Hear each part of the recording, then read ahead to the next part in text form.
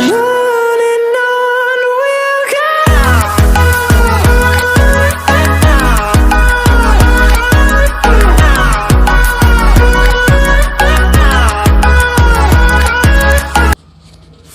Hello students, welcome back to our YouTube channel JKM Tuition World. Yes, my dear students, आज हम लोग अपना नया chapter that is called revenue को continue करेंगे, जिसके अंदर हम लोग पढ़ेंगे कुछ और नया। जैसे कि आप सब लोग जानते हैं कि हमारे रेवेन्यू चैप्टर में हम लोग टोटल रेवेन्यू पढ़ लिया, मार्जिन रेवेन्यू पढ़ लिया। तो आइए आज हम लोग स्टार्ट करेंगे अपना relationship between total revenue, margin revenue and average revenue. Yes, आज हम लोग अपना इस चैप्टर का नया पार्ट शुरू करने जा रहे हैं, जिसका नाम है relationship between total revenue, average revenue and with that we have marginal revenue. Yes, आप जैसा कि आप सब लोग देख पा रहे हो कि क्या लिखा हुआ है, relationship between total revenue, average revenue and marginal revenue. Actually, this question is compulsorily coming in your exam, right? So be sure that you are seeing it positively and attentively. चलो, तो आइए देखते हैं कि हम अब इसको किस तरीके से रिलेट करेंगे। तो देखो, सबसे पहली बात तो मैं आपको बता दूं कि हमारे पास रिलेशनशिप 2 टाइप्स के होते हैं, राइट? मतलब हमारे पास ये जो रिलेशनशिप है वो हम 2 टाइप से डिस्क्राइब करने वाले हैं। The first type is when price are constant, right? इसको हम क्या बोलते हैं? परफेक्ट कंपटीशन मार्केट कहते हैं। मतलब जब प्राइस कांस्टेंट होता है तो उसे हम परफेक्ट कंपटीशन मार्केट कहते हैं। और दूसरा है हमारा when प्राइस आर फ्लक्चुएटिंग, या फिर डिक्रीज्ड वे में अगर प्राइस होंगे, जो कि हम जिसे कहते हैं किस वे में होंगे, डिक्रीजिंग वे में होंगे या फॉलिंग वे में होंगे, तब हम उन्हें क्या बोलेंगे? व्हेन प्राइसेस आर फॉलिंग, जैसे हमने नाम दिया है इम्परफेक्ट कंपटीशन मार्केट, राइट? तो स्टार्ट करते हैं हमारा टॉपिक। तो सबसे पहले शुरू करते हैं हम लोग कौन सा topic? When price are come constant, जिसे हम बोलेंगे परफेक्ट कंपटीशन। सबसे पहले मैं आपको टेबल के थ्रू से एक्सप्लेन करना चाहता हूँ, जिससे कि आपको और क्लियर हो जाएगा। मतलब सबसे पहले हम एक स्केड्यूल बनाएंगे और स्केड्यूल बनाने के बाद फिर हम जाएंगे उसके ग्राफ पर, राइट स्टूडेंट? तो देखिए, सबसे पहले हमारी टेबल तैयार हो रही है। ये आप देख पा रहे हो कि first column, second column, third column, fourth column, right? तो सबसे पहले हम लोगों का जो फर्स्ट कॉलम है वो रहेगा हमारा क्वांटिटी का, जिसमें हम लोग यूनिट्स लिखेंगे, right? Second price, then TR, then AR and then MR, right? So सबसे पहले यूनिट्स ले लेते हैं as usual, 1, 2, 3, 4, 5. Now talking about price, as price are constant, so we have to make a constant prices as we are taking 20, 20, 20, 20 and 20. इसका मतलब क्या है कि हमने सारे प्राइजेस 20 ले लिए। अब टोटल रेवेन्यू निकालना है, फॉर्मूला क्या है? Price into quantity. 20 into 1 20, 22 40, 20 into 3 60, then we have 80, and after that we have 100. This is our total revenue. Now let us go about average revenue, and the formula for average revenue is what? Total revenue divided by number of units.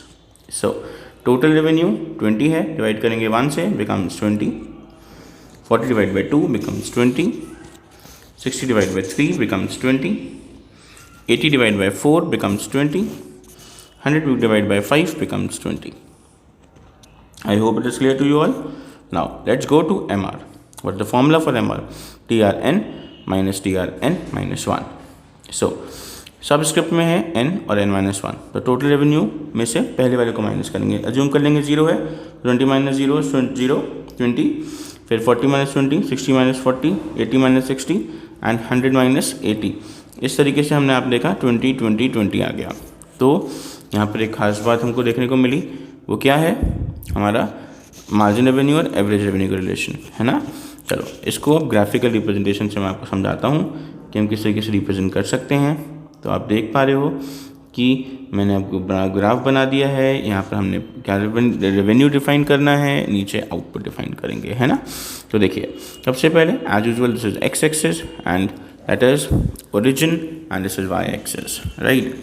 सो अब सब लोग देख पा रहे हो कि total revenue constant form से बढ़ रहा है और average revenue marginal revenue equal है, सिमिलर है। तो आपको एक पैरेलल लाइन डेवलप करनी है अलॉन्ग विद एक्स एक्सिस। क्या करना है, एक पैरेलल लाइन ड्रॉ करनी है अलॉन्ग विद एक्स एक्सिस। तो आपने एक पैरेलल लाइन ड्रॉ कर दी एक्स एक्सिस के बाद, अब हम टी आर बनाएंगे जो कैसा है, कांस्टेंट रेट से इंक्रीज़ हो रहा है। तो अब हमारा ये हो गया ग्राफ टोटल रेवेन्यू का। थोड़ा सा देख लीजिएगा, आप स्केल से बनाएंगे तो आपको परफेक्ट बन जाएगा, राइट। अभी हम लोगों ने बिना स्केल के बनाया है, मेरे पास स्केल नहीं है इसलिए अभी, तो we are making total revenue, right.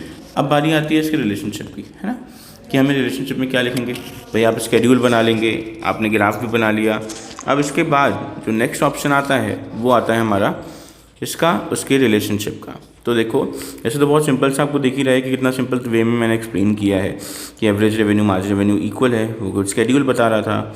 अब हम लोग इसके फाइनल बात करते हैं, हम इसमें लिखेंगे क्या। जब रिलेशनशिप आएगा तो उसको हम किस तरीके से डिनोट करेंगे, राइट। तो हमने सब स्टार्ट किया फर्स्ट पॉइंट में आप क्या देख पा रहे हो, जो टोटल रेवेन्यू है वो क्या हो रहा है, इंक्रीज है ना, कांस्टेंट रेट में इंक्रीज हो रहा है। तो और इसी तरीके से जो हमारा एवरेज रेवेन्यू है और मार्जिनल रेवेन्यू है वो इक्वल है, कांस्टेंट है। तो सबसे पहले हम स्टार्ट करते हैं अपने फर्स्ट पॉइंट से, राइट। तो हमने फर्स्ट पॉइंट शुरू करा कि हमारा average revenue called AR and marginal revenue called MR। तो हो जाएगा marginal revenue and average revenue दोनों के बारे में हम बात कर रहे हैं ना। तो क्या लग रहा है आपको, ये दोनों कैसे हैं, कांस्टेंट हैं, है ना। तो we are writing average revenue and marginal revenue both are equal as price are constant. ये दोनों इक्वल हैं, क्यों, क्योंकि प्राइस कैसे हैं, कांस्टेंट है। तो फर्स्ट पॉइंट क्लियर हो गया कि एवरेज रेवेन्यू मार्जिनल रेवेन्यू कैसे हैं, इक्वल। अब हम लोग बात करेंगे अपने सेकंड पॉइंट की, जिसमें हम लोगों ने पढ़ना है टोटल रेवेन्यू के बारे में। तो टोटल रेवेन्यू जो आपको दिख रहा है वो क्या हो रहा है, इंक्रीज हो रहा है ना। तो हम लिखेंगे, क्या लिखेंगे, total revenue increasing at constant rate. Total revenue कैसे इंक्रीज हो रहा है, कांस्टेंट रेट पे इंक्रीज हो रहा है। ऐसे ही हम थर्ड पॉइंट पे जाएंगे। अब अपना थर्ड पॉइंट लिख लेते हैं। तो थर्ड पॉइंट में हम लोग बात करेंगे कि टोटल रेवेन्यू जो है, दिख रहा है ना सबको, टोटल रेवेन्यू जो सबसे ये स्लैंटिंग वे में जा रहा है, total revenue makes average of 45 degree. Means जो टोटल रेवेन्यू है वो क्या बनाता है, एक एंगल बनाता है 45 डिग्री का। तो आप बिल्कुल श्योर हो जाइए इस चीज़ के लिए, जब आप टोटल रेवेन्यू का ग्राफ बनाओगे तो आपका 45 डिग्री ही बनना चाहिए।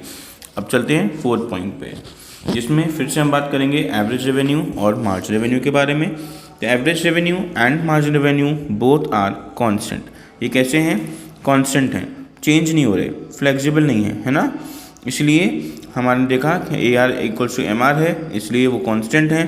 कांस्टेंट के साथ साथ वो दोनों कोइंसाइड भी कर रहे हैं एक दूसरे के लिए।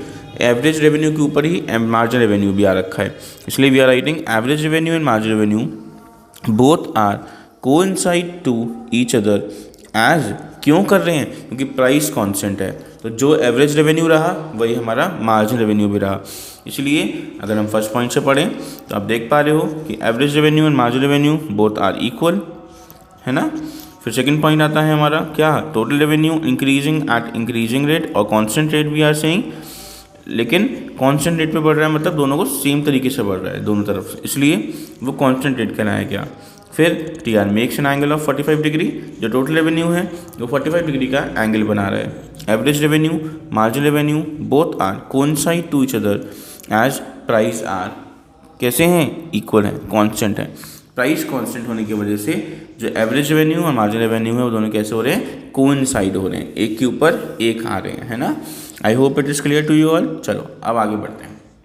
पहले मैं इसको अलग कर देता हूँ जिससे आपको पता पड़ जाएगी, दोनों डिफरेंशिएट हो जाएंगे, है ना, नहीं तो फिर मिक्स हो जाएगा। इसलिए पहले मैं एक लाइन कर दे रहा हूँ, अब आप देख पा रहे हो। चलो अब बात करते हैं कि जब हमारा प्राइस कैसा होगा, फॉलिंग होगा, तो उसको भी हम सीखेंगे एक स्केड्यूल के थ्रू, राइट। तो सबसे पहले कुछ कॉलम्स बना लेते हैं, कॉलम्स के साथ, क्योंकि हमें क्या रखना है, प्राइस फॉलिंग शो करना है, इसलिए दोबारा से नया स्केड्यूल बनाना पड़ेगा प्राइस फॉलिंग वाला।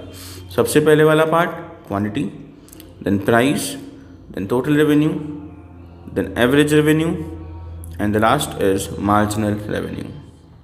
सबसे पहले क्वांटिटी की बात करते हैं. 1 2 3 4 5 6 इस तरीके से क्या ले लेंगे हम, क्वांटिटी ले लेंगे 7 तक. ठीक है, कैसे ले ली, 1 2 3 4 5 6 7. अब प्राइस लेते हैं, फॉलिंग है ना प्राइस, ध्यान रखना, तो फॉलिंग वे में ही जाना है. जैसे 10 9 8 7 6 5 4, राइट. तो ये हो गया हमारा फॉलिंग प्राइस. ठीक है ना, क्योंकि इम्परफेक्ट कॉम्पिटिशन है. तो रेवेन्यू का फॉर्मूला आपको पता ही है. तो 10 इंटू 1 10, 9 इंटू 18, 8 इंटू 3 24. इस तरीके से सो ऑन हम लोग आगे बढ़ते जाएंगे. 7 into 4 28, after 6 into 5 30, 5 into 6 30, and 7 into 4 again 28. Right, आपको दिख रहा होगा, समझ में आ गया सबको. चलो अब एवरेज रेवेन्यू की तरफ चलते हैं. एवरेज रेवेन्यू का formula total revenue divide by number of units. 10 divide by 1 10, 18 divide by 2 9, then 8, then 7, then 6, then 5, then 4, right. okay, now आपको क्लियर हो गया होगा. चलो मार्जिन रेवेन्यू पे चलें. मार्जिन रेवेन्यू का formula total revenue TRN minus TN minus 1. तो पहले 10 ही हो जाएगा क्योंकि पहले 0 मानेंगे. फिर 18 minus 10, 24 minus 18, 28 minus, then 30 minus 28, then 30 minus 30 0, and 28 minus 30 minus का 2. I hope it is clear to you all, right. अब देखिए बहुत सिंपल वे में आपको समझ में आ गया. अब हम क्या करेंगे, अब हम लोग अपना एक स्केड्यूल सीखेंगे, तभी तो समझ में आएगा ना. वैसे तो आप देख रहे हो कि प्राइस फॉल हो रहे हैं, टोटल रेवेन्यू का जो ग्राफ हमारा वो स्केड्यूल बना है, एवरेज रेवेन्यू मार्जिन रेवेन्यू सब परफेक्ट बने हैं, है ना, ग्राफ के लिए. तो अब हम इसका ओरिजिनल ग्राफ पढ़ेंगे in case of imperfect competition कैसा होता है ना.